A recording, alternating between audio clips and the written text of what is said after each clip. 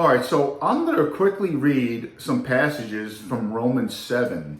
And this is Paul talking about sin living in the flesh. He's not talking about pre-salvation. He's talking about present tense. All right, he uses present tense language.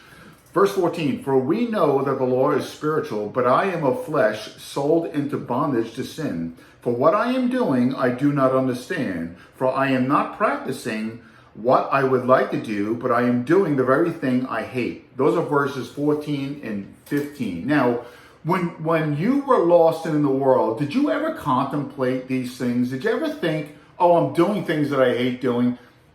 I never did. When I was lost in the world, I was living my life. I thought I was a nice guy. I didn't contemplate the sin I was living in. I had no clue. So an unbeliever doesn't think like this. This is Paul talking about the struggle that there is to remain in the spirit and not go back into the flesh. Verse 17 or verse 16. But if I do the very thing I do not want to do, I agree with the law, confessing that the law is good. So now, no longer am I the one doing it, but sin which dwells in me. All right? That's a setup for the next verse. It's not him doing it, but sin that dwells in him. Okay?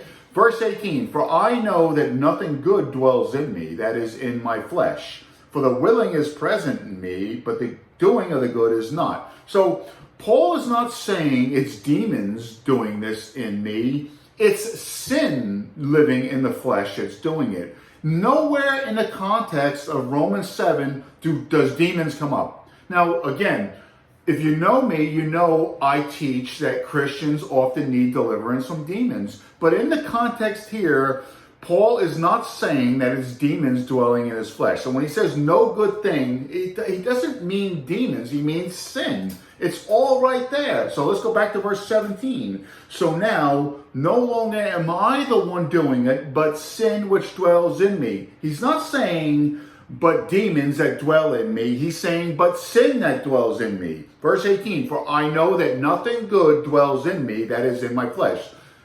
He's referring to sin. He's not referring to demons. Nowhere does it say demons.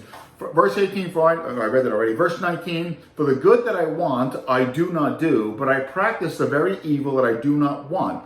Again, when you were lost, did you ever contemplate, oh, I keep practicing the evil that I don't want to do? No, never. You don't even know you're lost. You don't consider sin. You're just going about your life. Jesus is the one who saved you. So this is not the thinking of somebody who's referring to before I was saved. You get it? I never thought that way before I was saved.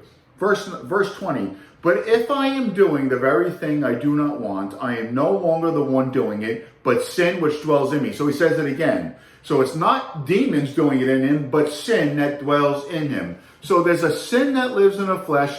Christians, spiritual Christians, are to remain in the spirit and not go into the flesh. You're supposed to be dead. You keep the flesh dead, but it's still there. There's a corruption in the flesh. If you decide to live in the flesh, you're going to sin. And then when you're sinning, you're going to get the attention of demons that are going to work their way to you. And if you keep on sinning and practicing that sin, you're going to have bondage, and demons are going to hold you in bondage because you'll be in agreement with them. That's what they want. They want somebody that's in agreement with them. But the context of Romans 7, it's nowhere is it demons mentioned. It's sin living in the flesh.